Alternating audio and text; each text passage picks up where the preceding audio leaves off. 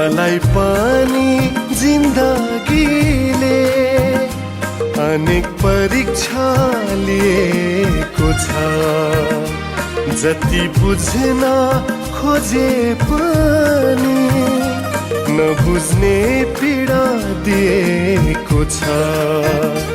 कतै कतै आँसु खसे पनि कतै त हाँस्नु पर्छ।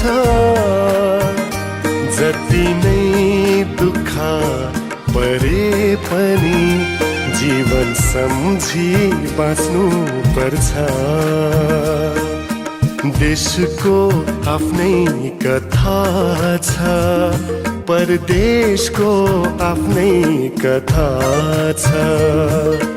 देशको आफ्नै कथा छ, परदेशको आफ्नै कथा छ।